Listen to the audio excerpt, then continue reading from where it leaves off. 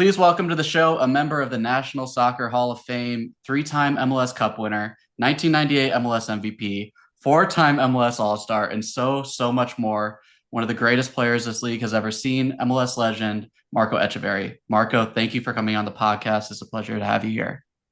Thank you so much. I'm so happy. I like your shirt. I love to see the logo. That reminds me everything where I run my life on soccer in Washington. The people, the fans, they're unbelievable. So thank you so much. Yeah, of course. So you joined DC United in their inaugural season, ultimately making it to the first ever MLS Cup where you were named MLS Cup MVP. But MLS's first season wasn't your first time playing in the US. You actually played in the World Cup in 1994. Did that kind of springboard you into deciding to start in this upstart league? That was on my thinking. I always asking me why the number one country in the world don't have the soccer league. So I was playing in Colo Colo, Chile. The people from the MLS, they went to Chile, to Santiago. We had the meeting, and then asked me, Marco, do you wanna play in the MLS? And I said, yes, I wanna play.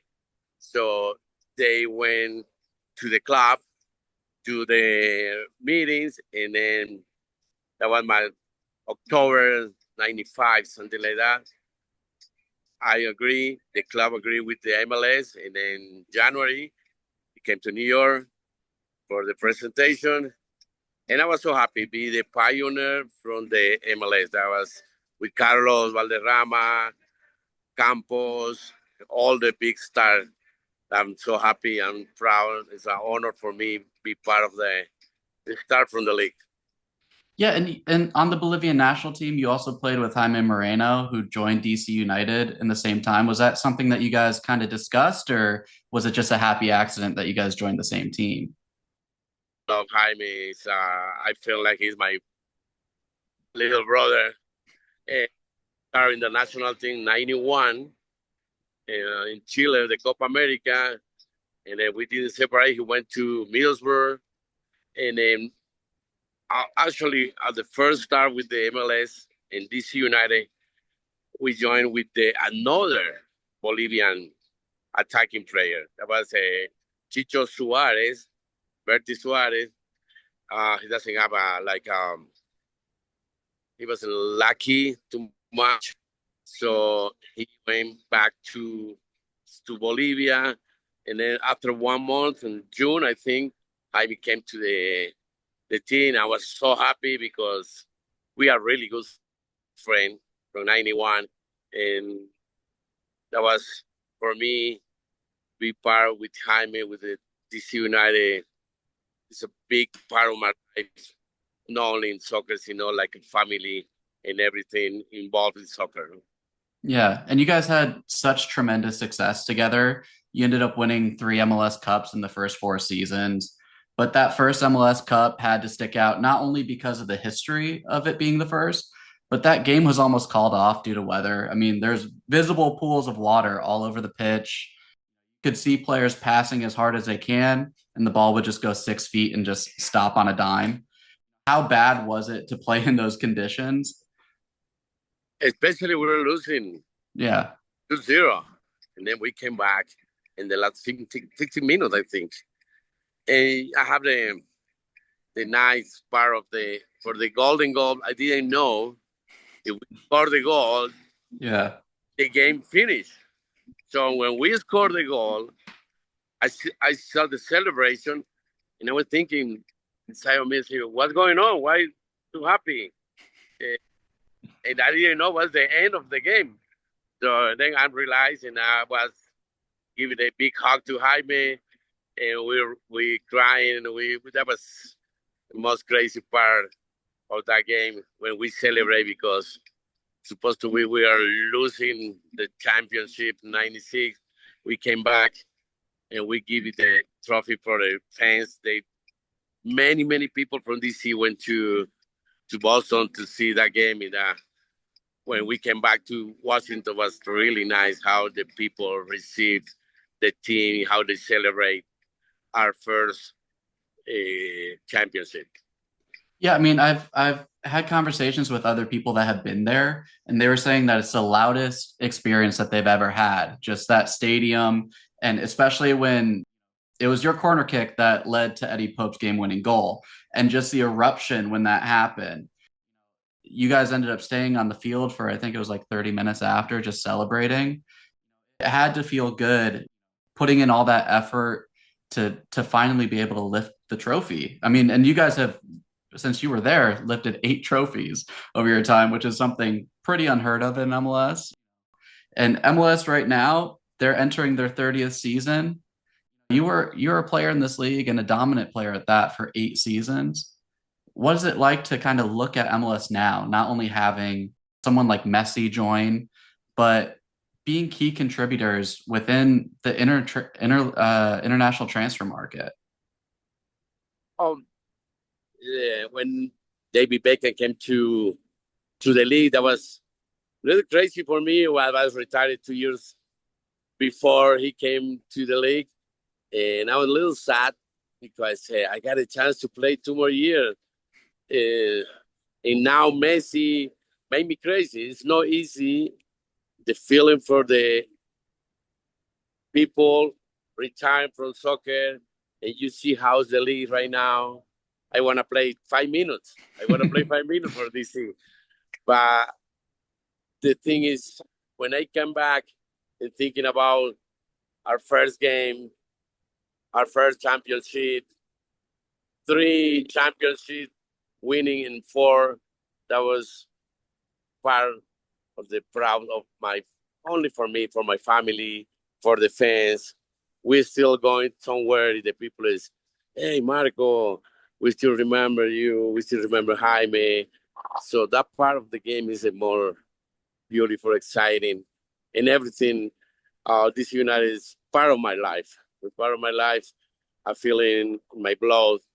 And now, of course, nobody's happy because the team is not successful. They have a chance, but they need better result, especially for the fans. No, the fans need it. The fans need that. Be happy, feeling that sensation that you are part of the history of the league. No. Yeah, and DC was pretty close last year to making it to the playoffs, and I think it's a testament to the league over the years of just the parity, because I think when Messi joined, everyone was just like, he's going to run away with it. But you see a team like Atlanta United just hold their own against them. And I think it kind of speaks to how the league has grown, because a team like Atlanta United that pretty much everybody was counting out is going toe to toe with one of the greatest of all time. Do you think that MLS, when you were playing in 96, did you ever think that it would eventually hit 30 markets across the US and be playing in Club World Cups and being like a main contributor across the world? Yeah, like now, a lot of players, they want to go to USA and enjoy the MLS.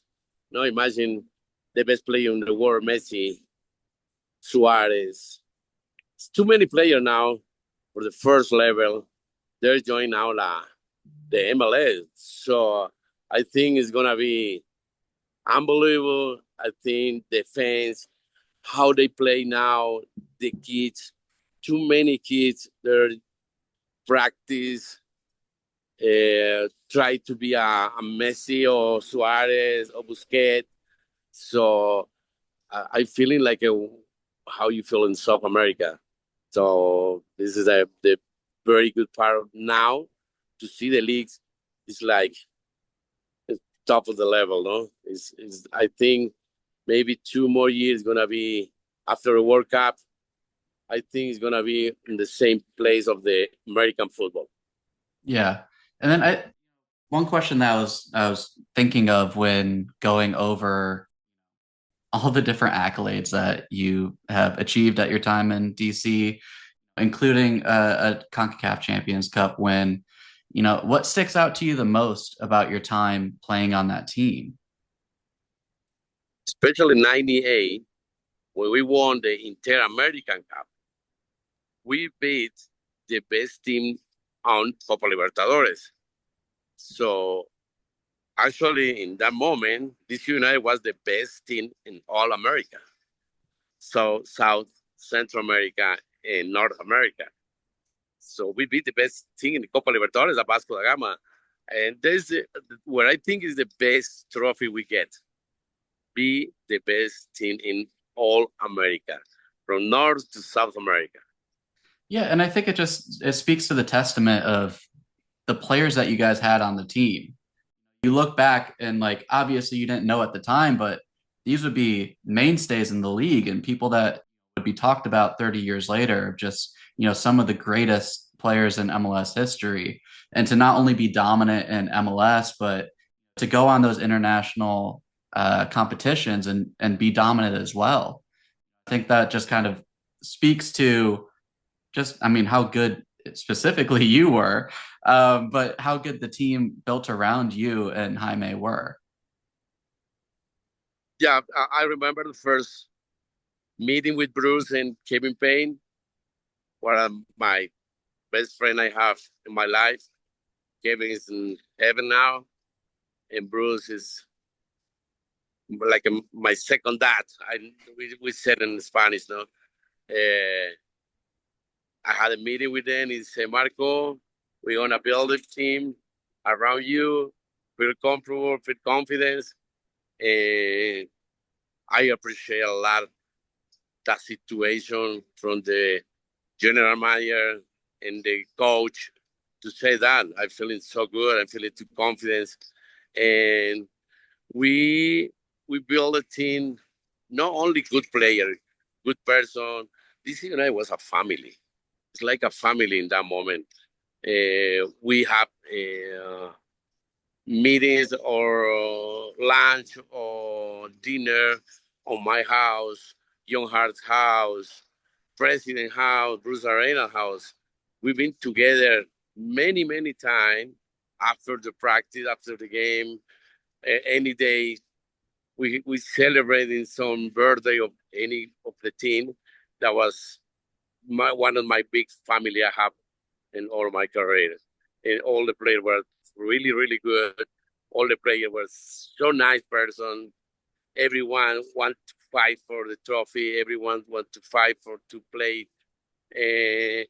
Imagine that DC United had 6 or 7 players went to the national team. There's not many teams have that situation. In DC United, we have one part of the league, I think 97, 9 players for the first 11, we went to the national team. 6 from national team USA, Raul Diaz-Arce, El Salvador, Jaime and me, we went to Bolivia to play the Copa America. So we're missing 9 players. And the team played 6 games during that part, and they won 5 and tied 1. And 9 players for that. So the team was so good. It was unbelievable team. Yeah. And I think looking back now, your lasting legacy in MLS specifically is not just one of absolute dominance on the pitch, but you were sincerely one of the most talented players with the ball at your feet. You came over at 25 years old, and I know you can say like I wanted to play in America and it was a good opportunity, but you ended up having 34 goals and 101 assists in your career, and you're consistently listed as one of the best players to ever join the league. What does it mean to you to know that like you've had all this success, not only on the pitch, but like you said, like creating lifelong friendships with teammates? I like too many situations, like when Ben Olsen came to 98 to the team, I'm feeling I was his dad, like teaching, helping here.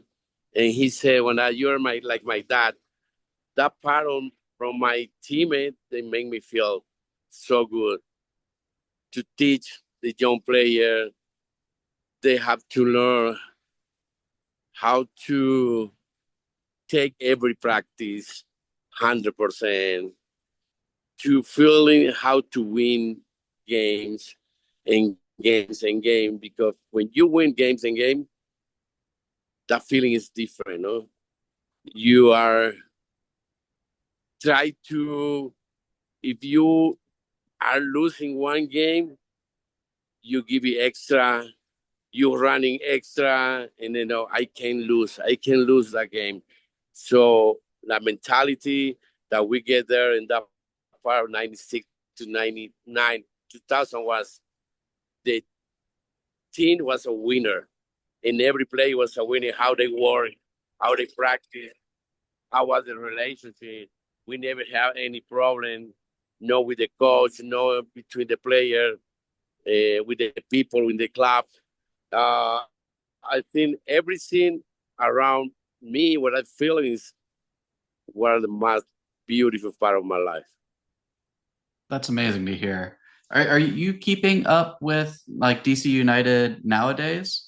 I used to work with DC United to last year in August with the under 15 team. Mm-hmm. And then I moved to one club, Next Star. And I'm gonna start my academy in April. So I still around the team. Well, Marco, thank you so much for joining us. I've taken up enough of your time. Do you want to tell people where they can find you besides YouTube clips of just seeing you absolutely dominating on a bunch of people? I have my Instagram with my name, Marco Etcheverry, and I'm gonna start all the media now for my academy with me. I promise do another interview with you anytime you want. Awesome. Thank you so much. I would say hi, please, and thank you for all the fans for DC United and all the fans of the MLS and the federation. They always treat me very good. And the MLS, they treat me really good. Don Garber was unbelievable with me. And I'm very happy with what I do with the MLS, what they do with me. So thank you to everybody, everything, because I enjoy too much. I was so happy with to be in USA playing soccer and be part of the MLS.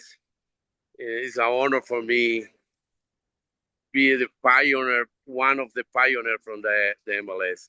Thank you so much. Yeah, of course. Thank you. TAM, a soccer podcast, has been brought to you by 818 Productions. Any use of TAM, whether acquired through podcast form or video based from any other approved source or captured by a third party with proper credentials, requires the express written consent of 818 Productions and must be used in compliance with all terms, requirements, and restrictions stated therein.